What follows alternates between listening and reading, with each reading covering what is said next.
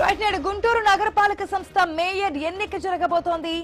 ఉదయం 11 గంటలకు ఎన్నిక ప్రక్రియ ప్రారంభం కాబోతోంది. దీనికి సంబంధించి ఇప్పటికే ఏర్పాట్లు పూర్తి చేశారు అధికారులు. కూటమి అభ్యర్థిగా కోవెలమూడి రవీంద్ర, వైసీపీ నుంచి అచ్చాల వెంకటరెడ్డి బరిలో ఉన్నారు. కనిష్టంగా 63 మంది సభ్యులకు 32 మంది కోరం సభ్యులు లేకుంటే ఎన్నికను మరుసటి రోజుకు వాయిదా వేసే ఛాన్స్ కూడా కనిపిస్తోంది. ఇక మేయర్ పీఠం తమదేనంటూ కూటమి నేతలు ధీమా వ్యక్తం చేస్తున్నారు.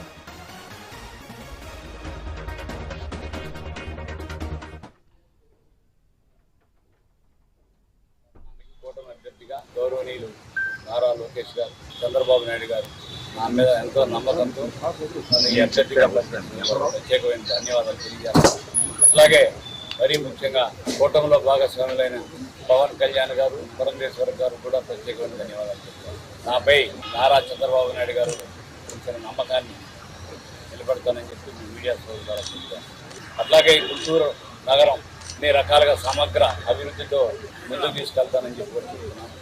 ఇక్కడికి నా నామినేషన్ కార్యక్రమానికి చేసిన కూటమి నాయకుడికి, కార్యకర్తలకు అందరూ కూడా ప్రత్యేకమైన ధన్యవాదాలు తెలియజేస్తాను. రైట్, గుంటూరు మేయర్ కి సంబంధించిన అప్డేట్స్ అందించడానికి మా ప్రతినిధి నాగేశ్వర సిద్ధంగా ఉన్నారు. నాగేశ్వరరావు, మనం చూసాం ఏదైతే విశాఖకు సంబంధించి అట్లాగే కొన్ని మేయర్ స్థానాలకు సంబంధించి కూటమి సర్కార్ ఏ విధంగా ముందుకెళ్లింది అనేది. అయితే ఇక్కడ వచ్చినటువంటి మెయిన్ డౌట్, కోరం ఉంటుందా, ఉండకపోతే కనుక రేపటికి వాయిదా పడుతుందా ఎన్నిక అనేది, డీటెయిల్స్ ఏంటి?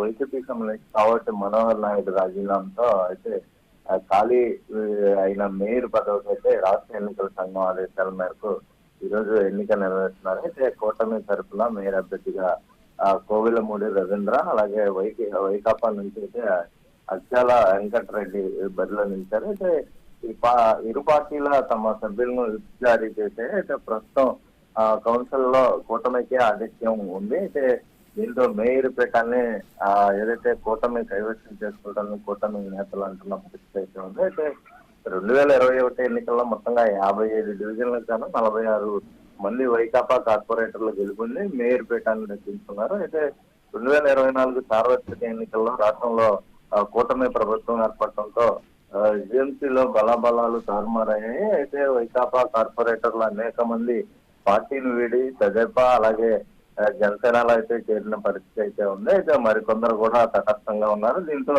మేయర్ ఎన్నిక సమయంలో తమకు వైకాపా నుంచి ఇంకా మద్దతు వస్తుందని కూటమి నేతలు అంటున్న పరిస్థితి అయితే ఉంది. దీనికి సంబంధించి ఏదైతే మొత్తంగా చూసుకుంటే కూటమి అయితే మేయర్ పదవి దక్కే అవకాశం అయితే ఎక్కువగా ఉంది. Right Nageswara Rao, thanks for the update.